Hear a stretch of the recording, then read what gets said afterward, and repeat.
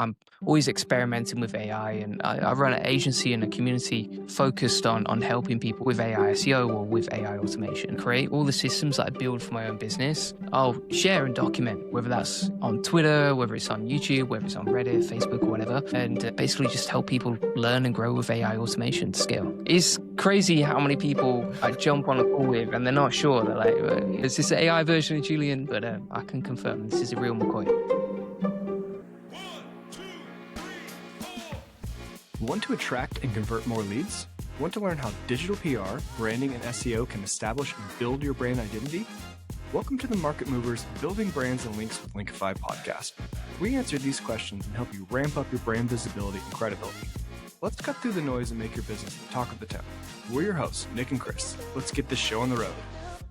Welcome to the Market Movers podcast. Today, we are joined by Julian Goldie, CEO of Goldie Agency, published author and founder of the Julian Goldie SEO YouTube channel with over 300,000 subs. Someone I've shared a conference stage with and even more randomly crossed paths one evening in Bangkok, if you remember that, Julian. He's got deep roots in SEO, a serious command of AI, and this is going to be a great episode. Welcome to the show, Julian. Thanks for having me. Looking forward to it. Julian, it's great to have you on. To start off, for anyone who's never been on YouTube or X, could you give us just a brief intro to yourself? Yeah, sure. So basically, a lot of what I do, I'm always experimenting with AI, and I run an agency and a community focused on helping people with AI, either with AI SEO or with AI automation. And so basically what I do is everything that I create, all the systems that I build for my own business, I'll share and document. And, whether that's on Twitter, whether it's on YouTube, whether it's on Reddit, Facebook, or whatever. And basically just help people learn and grow with AI automation to scale. That's awesome. So my first question is this definitely you, or is this the Julian Goldie avatar? It's crazy how many people I jump on a call with and they're not sure. They're like, is this a clone of Julian or is this an AI version of Julian? But I can confirm this is a real McCoy. Do you know what? It's got better and better and better as well. Because I remember when you first did your introduction to your avatar to stuff now, I'll watch one of your videos recently and I'm really looking for the telltale, is it you or isn't it? It's insane. The other thing that blows my mind is actually it's got to the point where, for anyone watching or listening, I have a AI clone of me on YouTube who creates videos and creates a lot of content daily with my AI clone, not me. And it's got to the point now where the process is so nailed down that even though I've been doing YouTube videos for 5 years, my AI clone beats me hands down every single time. No, really? I cannot outperform them on content. Actually, this is a great place to start because I think for a while, there was so much hype on what you could do with AI. There were these massively long N8N strings and that if you tried to build them, they broke. For myself, I kind of tuned out a little bit after that. I was like, okay, it's not quite there yet. Everyone's saying it is. It's not quite. But now I think it's changing a little bit. So let's start there. What would you say the current state of these AI automations, your AI avatar? Give us an idea of what's possible right now. Yeah, so to put it in perspective, if we go back a few years ago, on my YouTube channel, I would get maybe 300, 200 views a video, right? With me. And, I'd been doing it for years and years and years. And then now with my AI clone, number one, we can scale the content so we can create more volume of content. Number two, we can create better content because that AI clone of me, he shows up with good energy, good vibes. He can articulate everything perfectly. He can write the perfect hook and edit the video perfectly as well. And so at the minute, we get 2.5 million views per month just on YouTube alone. Then on X with the same videos, we'll get over 6 million a month on X as well. So we're reaching over 100 million people a year. And that wouldn't be possible without AI. So it's absolutely wild. So I guess a huge contributing factor to that, like you suggested, is a volume of content. So would you mind walking us through that sort of automated approach? What sort of the tech stack looks like? How are you able to produce high quality content in such volume using AI? Yeah, so the first thing is YouTube and the videos there will fuel all the content for other platforms. Now, we'll post across 50 different platforms per day. And that really comes from one single video that we'll create. So the way that we use AI to generate those videos is we'll start off, number one, with Claude. Claude AI is typically it's the most sentient and it feels the most human and the most natural when it writes. And so we'll write the script with Claude. We just have like a copy and paste prompt, and then we paste in our research about that topic and the title. So let's say, for example, new ChatGPT update comes out. Okay, we'll paste in all the research about that topic that AI did, and then we'll paste in the title, which will be like ChatGPT update is insane or whatever. And then You like the word insane. that's literally, I mean, that's another thing. It's like if I put insane in the title, it always performs better than just update, sadly. Uh, so from there, we plug that into something called HeyGen, and HeyGen is trained on videos of me, so it understands, what I look like, how I gesture on camera, my facial gestures, even to the point where if we plug in a script, it will generate a like for like video copy of me. It won't be like 100% perfect, like you guys were saying, but it'll be like, maybe it's got the 80/20 of it there, especially if it's just like a small face in the bottom corner and it's kind of like a screen share. So we generate the script with Claude, just to recap, and then we generate the video with HeyGen. What we actually use for the voice is 11 Labs. And 11 Labs, they have this option called Voice Clone, Pro Voice Clone. It's on like the Pro package. And from there, you can actually plug in your API into HeyGen so that when you generate the videos, you've got this perfect clone of your voice as well. And so from there, literally, it's just a case of editing it down. Typically, like my team will use, I think, CapCut to edit the videos down, and to add the B-roll and, all the footage from other tools and that sort of thing. And so it's a simple 4-stage process, which is Claude to HeyGen to 11 Labs, and then to something like CapCut. Do you have any sense of how much content you need to have to train HeyGen? Because I've seen some channels that I think they just launch with that. They never really want to be on camera, and it doesn't look natural. And I'm thinking maybe there's something to that, how much content it had to go off of during the trainings. Any idea there? Yeah, so I mean, to give you an example, like the first, and you were saying it, Chris, like the first AI video version of me, not very good. Like it was just not trained up to standard. And so literally I just spent like 2 to 5 minutes, like sat down, re-recorded a video of myself, and HeyGen will actually give you the script to read out and tell you how long to record. So it already runs you through an onboarding process to clone yourself.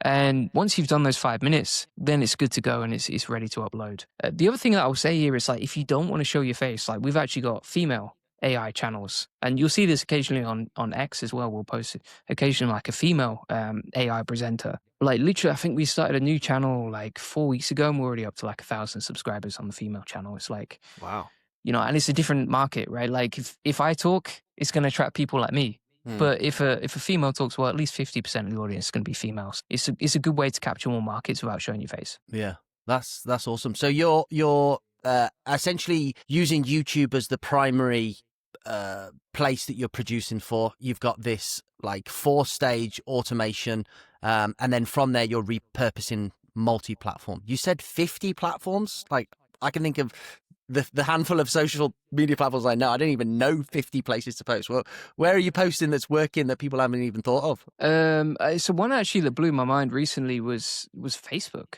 Like, on a business profile, like previously when Facebook ads first came out, like they absolutely clapped organic reach, and it was very, very tough to reach people. And then recently, I think because they want to compete with X, who are paying people, they want to compete with YouTube, which is wide open. Even LinkedIn gets a decent amount of reach. And so Facebook now, if you start posting like videos, I mean, we'll post like 10 a day, and we're reaching typically per month, like 3.5 million people per month on Facebook alone, just for organic. And we do run Facebook ads, but that's through organic, and we get paid to advertise our own business. So that's one that's highly underrated. The other one that's underrated, I think, unless you're an SEO, if you're an SEO, you probably already know this. We started a subreddit about AI, and we post our videos there daily, along with video articles that funnel traffic to our sales pages. And literally, we started that in February last year, so it was at 0 in February, and now it's at 90,000 views per month. So it's reaching over 1 million people per year just off Reddit, which is madness. That's crazy. On Facebook, is that posting as yourself, posting as your agency? How do you post? Yeah, on Facebook, we post as myself. So we've got like a couple of different profiles, and it's like Julian Goldie AI or Julian Goldie backlinks and that sort of thing. And the interesting thing there as well is like we were talking about this before, but we post SEO content and we post AI content. And actually, they both work really well together. They get a lot of reach. And the other interesting thing is like if we post on the Facebook profile, even if it's a horizontal video, it will go through to Instagram Reels and you'll see like some of these reels get like 40,000 views on like a landscape video, and you're like, that's not right, but it works. I haven't been able to post my like landscape videos on desktop now. It's forcing me to edit it as a reel, so I have to send it to my phone and then post it from my phone. It's doing my head in, but yeah. You mentioned recording like one video per week, I think you said, but then you said you'll post up to 10 videos per day. Are you doing a lot of repurposing of older content as well then in order to keep that pipeline full? Yeah, sorry. So just to like recap there, so we'll typically post between like 8 to 12 videos per day. The ones that I personally record, like human, I do a live stream every single day just to keep the trust there and also to show people I'm not lazy, which genuinely came up in the comments, so it's fair enough. So I'll do one live stream that will be chopped up into 2 to 4 videos, and then my team will create 8 videos on the main channel. And then based on what performs, because we've got so much data, right, in terms of like, if you're creating 8 videos a day or 12 videos a day, well, that's over 300 videos per month. And so you get so much data on like, here's the thumbnails that work, here's the titles that work, here's the content that works. And so with that data, then you can start posting on other channels and you just take the greatest hits. You just take the top 20%. That's awesome. I still can't get over this 50 platform. So are there any we haven't heard of? Because like I'm thinking about every platform I know, and like unless you're posting on MySpace or you just know about way more platforms than me, what else are you posting on? Well, I mean, like for example, we've got like 3 different Facebook profiles. We have a bunch of YouTube channels. We have email. We have 4 different school groups. We have a subreddit as well, and then LinkedIn. You've got things like TikTok, both personal and business. Instagram, both personal and business. 4 different websites as well, and then a bunch of other stuff as well. Like for example, we've got a bunch of Twitter accounts, like not just one. So multiple accounts on the same platform. That makes more sense. Okay. Yeah, that's it. Basically, like, what I try and do is, and I do this on the SEO agency side as well as the community side as well. I'll just track what's working, and then based on what's working, it's like, how can we do more? And sometimes it'd be like, okay, well, we have to post more content, but at a certain point, you're not going to post 100 videos a day on a YouTube channel. And so like, you have to figure out, okay, what are the other ways we can reach more people with the same amount of content on the same amount of platform? Makes sense. Okay, so what's the next step from there? You're posting a lot of content. Where are you sending them?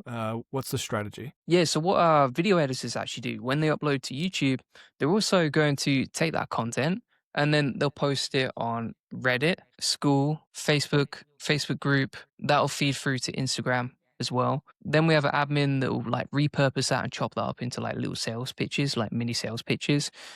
We also create articles. So for example, on LinkedIn, we have like 2 different newsletters that we'll post articles on. Newsletters are great because if you create a newsletter on LinkedIn, actually, or you guys might have already done this, but like for anyone watching, you'll automatically invite everyone in your network to join those newsletters. And when you send or create the article in the newsletter, it will actually drop an email into their inbox. And so if you're creating like 5 articles a day, well, that's 5 different emails a day as well into their inbox from LinkedIn. There's all these different ways of like chopping it up. Even on Reddit, for example, like we'll post the video itself just as a link, short link, but then we'll also post the content as an article and repurpose it. And then what we typically find is like, not all of them, honestly, like a small percentage of them, but some of them will rank. And the good thing is if you create 10 articles across 10 different platforms like Reddit, LinkedIn, 4 different websites, X, etc., then one of those typically ranks inside the AI overviews. I got a screenshot the other day of a mate and he was searching for Claude Agent Browser. We were ranking inside AI overviews, and then the side panel next to AI overviews as well, we were ranking there with a different video. It's like you can just dominate these search engines by doing this too. So you get the traffic from the platform and you also get the traffic from the search engine. Oh, that's awesome. And then have you got the same CTA across like everything that you're doing? Are you sending them to like a funnel? Are you trying to get them on a call? Like what's the end goal? Yeah, so if it's a SEO piece of content, it's like you got 2 options, guys. So like you can book in a free SEO strategy session, but you know what SEOs are like. Like a lot of guys don't want to jump on a sales call. I don't want to jump on a sales call. I don't have any time. And so we say like, if you just want to order now, like just click the link, use the discount code, and you can order from our portal. And so that way we cover like people who want sales calls or don't want sales calls. And then on the AI automation side of things, we just have 2 CTAs, which is like you can get the free group or you can get the paid group. And if they join the free group, typically we'll upsell them into the paid group anyway. And if they join the paid group, then we're winning because we've got the straight sale. So those are the CTAs. And then also inside the video content, which by the way, fuels every piece of content. So like if you got a CTA or a case study inside that video originally, then it's going to be in the article, it's going to be in the social media post, in the Twitter caption, etc. Right? And so when we're actually creating the video, every single example that we create inside the video is for the AI profit boardroom if it's AI related. So it's like, hey guys, here's a new ChatGPT update. Here's how I would use this for the AI profit boardroom. And so like we're constantly throughout the content, not just with the CTA, but also with the examples of how you can automate, we're using the AI profit boardroom to advertise. Okay. Julian, just one more quick question. In terms of I just thought about from when you was talking about all these 50 platforms and all that. Are you using any automation in order to post this stuff? Like, I can't imagine you're going into each individual platform uploading. Like, have you got a workflow for that you're utilizing? No, I don't like to. I'll tell you why. It's like we've tested it, and like quite often, number one, your reach typically gets limited, or especially Twitter. Twitter is really bad for this. Like you can get banned, just straight off banned for automating. So like I think these, like if you look at Twitter, for example, Elon doesn't want like people like me setting up 100 different accounts just auto posting all day, and so like they much prefer the manual side of things, which is totally fine because what we do is instead of me sitting there and uploading it all, it's on the video editor to make sure that every single platform gets that video posted to. And then what we have is a spreadsheet tracker, and it's like the date, the topic, the URL of the video, but then have you posted this across every other platform too? Yeah, I love that. You've got this like heavily automated AI workflow with creating the content, and then someone's actually like manually uploading, manually tracking in a Google Sheet. That's pretty awesome. All right. So you mentioned the school community for AI Profit Boardroom. I've seen that has just completely exploded.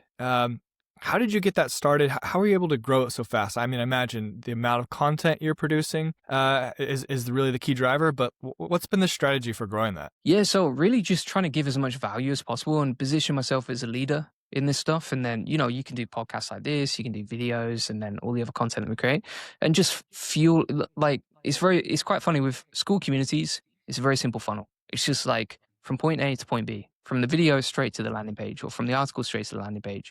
And then the reason that I started it was because we were talking about AI SEO. And then I realized if I just talk about AI in the title, and I don't mention SEO in the title, but I talk about SEO throughout the video, then we're still advertising our agency, but we're doing it in a way where we reach like 10 times more people. Because like, most people interested in AI are not going to be interested in an SEO video, but people will be interested to see how you're applying that to your agency, and then it becomes SEO related. And so that's the way that we got started. We were building this audience that was less and less relevant to our agency, and it was scaling. Like we were reaching bigger and bigger numbers, to the point where about 3 people in 1 week were like, have you considered setting up a community for AI automation? I was like, don't really want to do that. Just want to stay like laser focused. But I think it was like James Dooley, our client service director as well, someone else, they all messaged me and were like, you need to do this, man. And so when we launched, I was like, okay, well, if we get this to 10K a month, like it's a win, right? And then literally, we launched in February last year. This month, which is January 2026, we hit $103,000 in cash flow from it in 1 month, which is crazy, yeah. And won the school games as well. Yeah. Yeah, that's awesome. And are you actively in there as well? Does that take a lot of your time now? Yeah, so like I'll answer the DMs and stuff like that. And then because there's 2,000 members in there and they're all like really, really passionate about AI, the problem is like if I try and like answer or try and be like the main man in there and try and like be the one who's always giving value, no one else will. And then it will actually reduce the value of the community. So what we do instead is like we'll actually let my team manage a lot of the responses, and then the community will manage a lot of responses, and people actually get rewarded in a few different ways for being active in that community. And so now if you go in like this, I see posts in there that have got like 100 comments on it, within 24 hours. And you're like, wow, this is a community of people trying to help each other. What's the makeup of the community? Is it mostly people who are working in the SEO space, trying to figure out workflows, or I've seen some groups that are like completely dedicated to people who want to be AI consultants? What's the main makeup of the group? Yeah, it's an interesting one, actually. I think about 20% are SEOs. So I think that's also because of my audience. Like a lot of people in SEO know. And then when it comes to the makeup, it's interesting. It's, there's e-com owners in there. There's people in real estate. There's even like doctors in there. But the main thing that I see there's a common trend, which is like the avatar is typically like a solopreneur or a small agency owner, quite small. They don't want a big team. They've got overwhelm and shiny object syndrome from AI. And they're like, I really love AI and its potential, but I don't know how to implement it into my business. And so, like, when people actually join, what we have is a workflow where it's like, okay, do you want this, this, or this? Like, what are you trying to achieve here? And then based on that, we can guide them through a journey to make sure they hit the goals. That's nice. When you're like deep in the SEO space, but you've really cleverly like identified the hype and the power behind AI, and I think you've geniusly positioned yourself in a way that you're still like providing value of SEO, but you're also like identifying and separating and segregating the AI community. I'm interested. Are you still like bullish on SEO? Do you find yourself just leaning like more into the AI side, and where do you think you'll be in the next year, 2 years, 3 years? How do you see your journey going from here? Yeah, I'm still super bullish on SEO. I think like, people are searching more than ever. And it's a great time to do SEO. I also think, like we do SEO for juliangoldie.com, which, I don't know if you remember, but last year Google took it down and then put it back up. And now it's like the traffic is spiking up again because we've been posting consistently. I'm super bullish on it. I mean, this is why we still create articles, because it ranks so easily and because you can create 10 times more content. And because you can create better content with the new updates from Claude and all these other tools, it's so easy once you have the systems down to start ranking. We even find, like, for example, this is crazy. Like, even if we just upload a video and it's got like one sentence, like how to make money with Notebook LM, something like that, like that'll rank directly inside Google for that keyword, on the first page. And you're like, this is easier than it shouldn't be this easy. And so Yeah. and so like, I'm really bullish on it. I also think like I do think it's a great time, and this is why I've doubled down on it, to build brand, because when you've got so many people able to create AI, and you got someone like me or the other YouTubers teaching people how to create content with AI, it's like you got to build up a brand. Like, that's the moat. If you look at, okay, where do you get your information from? Well, for me personally, I'll look at someone like Alex Hormozy to learn from, or someone like that, because they've got that personal brand, because I attach value to that. I think the more you can double down on your brand, the more you're winning. And if you combine that with SEO, it's a superpower. So I totally agree. SEO is going to be relevant for a long time. I think the narrative of like all search moving to AI is a bit ridiculous, but certainly it is going to capture more of the search, and like the amount of search just grows. So it doesn't necessarily mean that one has to lose while the other wins. They could both grow at the same time. But what do you think about AI search, like from chatbots visibilities for companies? Is that something you're focusing on, and how much do you think that's going to be, or how important do you think it'll be in the next few years? Yeah, I think it's only going to get more important. Like, for example, I honestly, for me personally, it's rare that I use Google compared to ChatGPT or compared to Claude and Perplexity, right? So, and I typically find, like, as entrepreneurs, we're like an accelerated version of the internet. So if we're doing that now, then give it 3-5 years. That's probably going to be the trend. Is like more people will switch to ChatGPT and search inside there.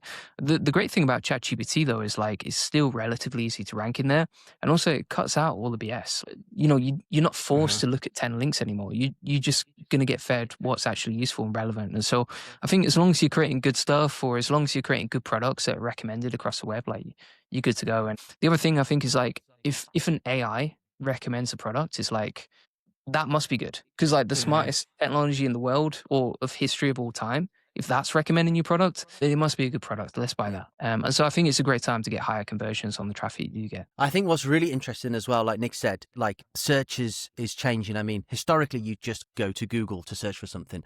And now maybe we're early adopters or an accelerated version of where the world will be in a few years' time. But I am using so many different like ways to find stuff now, and it'll be based on like my relationship with that AI. So if that makes sense. So like I'll use Perplexity for very specific answers that I want finding, or based on like, a long question. I'll use ChatGPT if I want like a validation on an opinion of like a current news event or something that a bit more. So like I'll use these different things. I wonder if they'll if that's something that we need to take into account as business owners and clients, is like the different types of people using the different AI search models. Is that something that which you're seeing? That's a really interesting one. I mean, like you definitely see more. For example, like all the techie people, all the developers right now, they love Claude. Like Mm. that's where they're going, right? Mm. And then like if you look at the people who are just new to AI,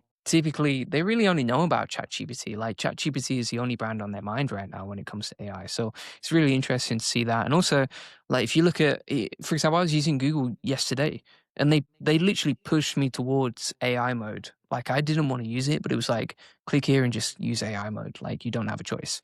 And so it's interesting to see like how these are going. I do think ChatGPT probably is the one that's the most popular, but if you want to reach a more technical audience, then Claude is great. Mm. And then also like think about these Chinese markets, right? Like Alibaba, you got Quen, you got DeepSeek. Is like in China, it must be a totally different market, right? Mm-hmm.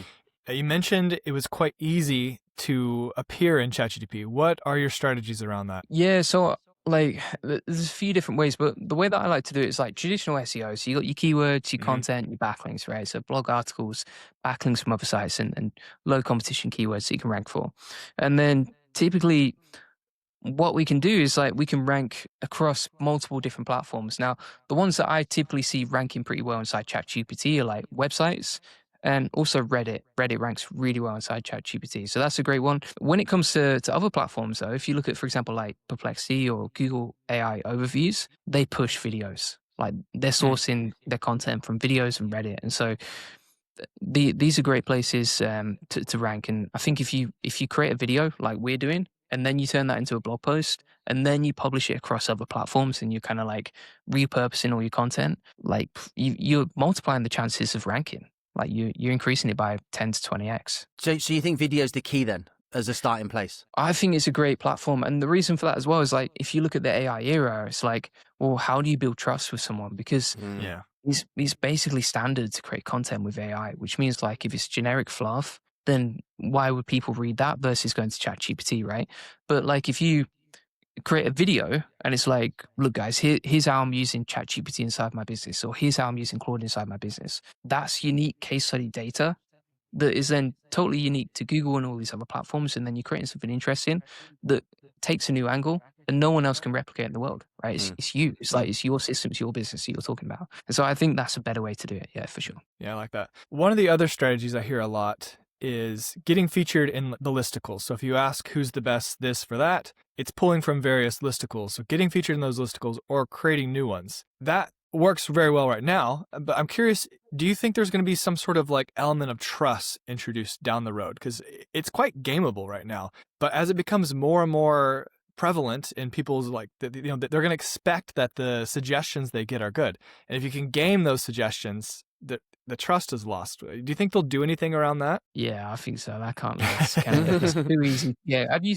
You might be in the same WhatsApp groups that I am, with some screenshots of like listicles, people Yeah. creating like best GEO and stuff like that, 2026, and so I think like it's probably a shorter term tactic because it's so easy to game and it can be manipulated, but it's working right now. I heard some crazy stuff though. I mean, I heard like, for example, some people were kind of using SEO to rank inside ChatGPT and other platforms, but like they would in the 90s, because these platforms don't care so much. So, for example, like people will create white text on a white background with all the keywords stuffed in the background of this page to rank inside ChatGPT and these other platforms. And like because they're not penalizing people in the same way that Google would, like it actually works and actually ranks, and you can kind of game the system there. So I think there's some things to iron out there. Particularly like it's one thing if Google recommends the wrong thing, but if AI is a new technology and people are kind of like not trusting it already, and then all of a sudden it's recommending like health products that people don't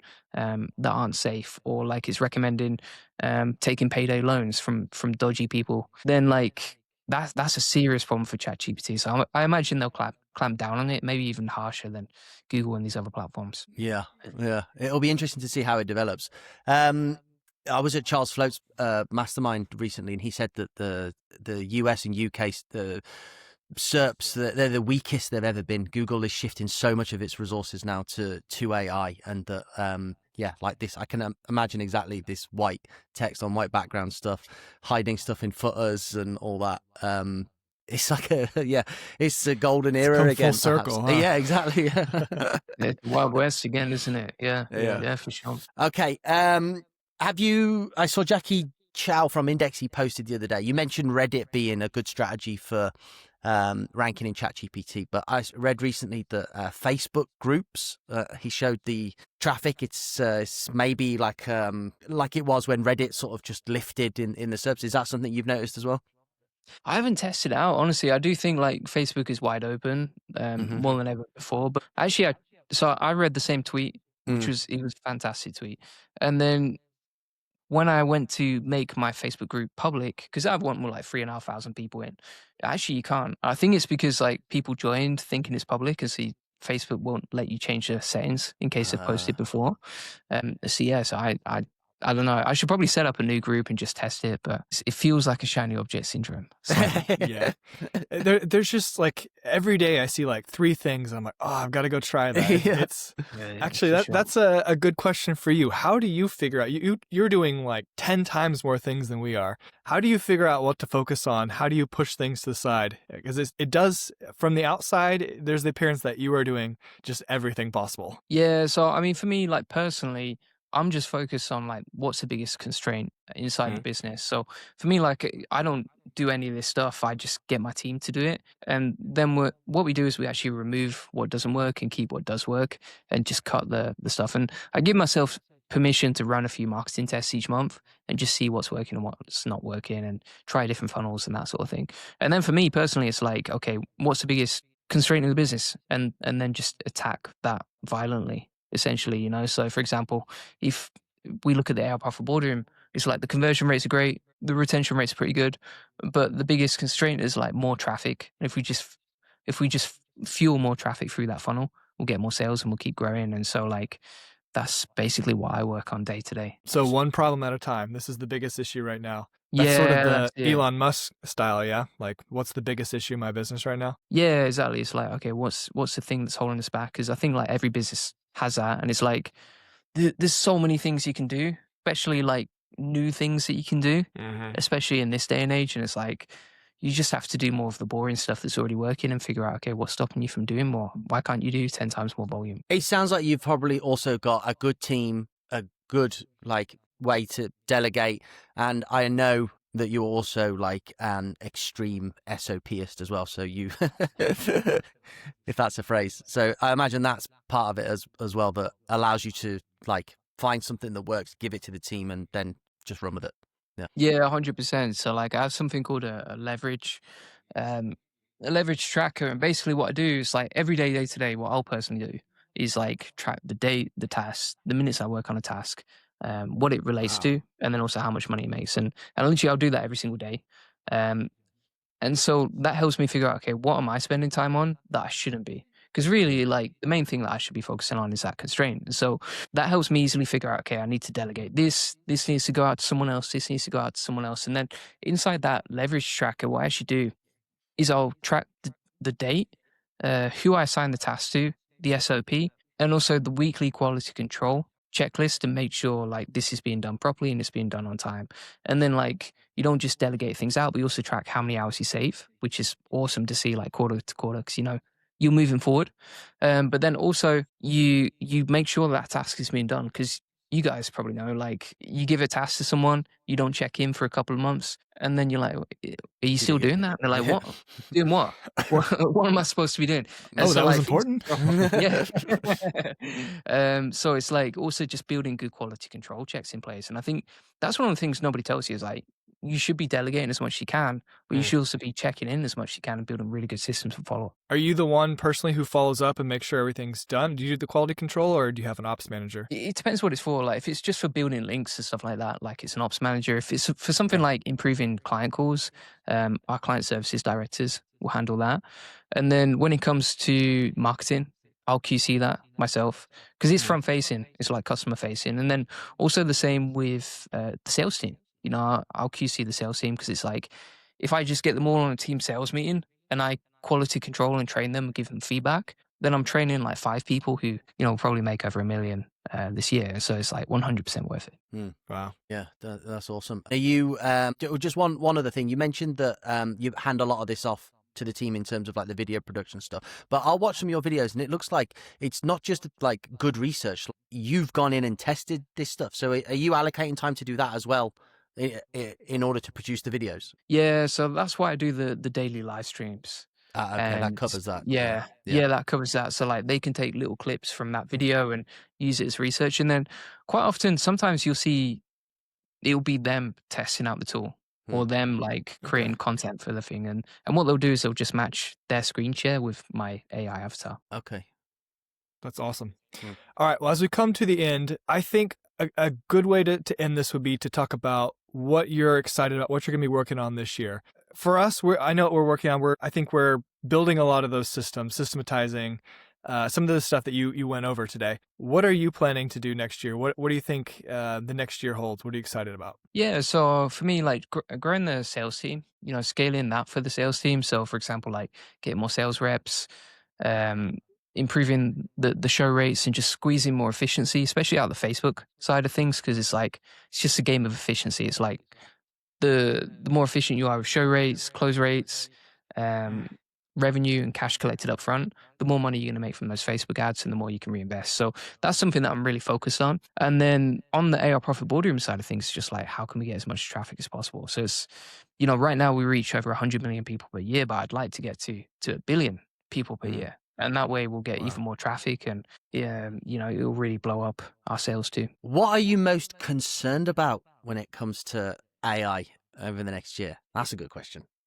You think we're in a bubble? No, I mean, like if we're in, it's so hard to tell, isn't it? It's like when it comes to self-awareness, it's like you never know you're in a bubble until it pops and then it's too late. So it's one of those. But ever since ChatGPT came out, which was over 3 years ago, like the demand for this stuff is increasing exponentially. I do think it's kind of like the .com bubble where, for example, it might not be a bubble in terms of demand. I think the demand is growing and more and more people will use it for sure. Like that's not going to drop anytime soon. But the companies that are coming out, like, check Product Hunt and you'll see how much trash there is out there, right? Like how many bad companies there are or how many software tools are being released that you can already do. Like, why have we created a tool for this? Why is there a software for that? So I think 90% of AI companies or AI startups will probably get wiped out. Like that is a bubble for sure. Yeah. But that does, the .com bubble didn't destroy the internet. It destroyed the overvalued companies. So I think for us who are working in this space, it's probably not going to have a huge impact. Because you're right. Some of the valuations for these companies are insane. It just makes no sense at all. You see how much Manus went to recently to Meta, something like $2 billion. That's nuts. And they weren't even a company before April. Like they only launched in April 2025. That's just crazy. Insane. Right? Yeah. Okay, Julian, this has been awesome. I would love to have you on again in 6-12 months time, see where you're at, what you're doing. For anyone that hasn't seen you, where can they find you? If they want to track you down, where can they join the AI Profit Boardroom? Yeah, so if you check out, if you want to see more of my content, check out YouTube and check out Julian Goldie SEO on YouTube. That's my channel. And then if you want to check out the AI Profit Boardroom, you can get that at the AIprofitboardroom.com. Thank you, Julian. It's been awesome. Thanks so much. Appreciate it. Thanks.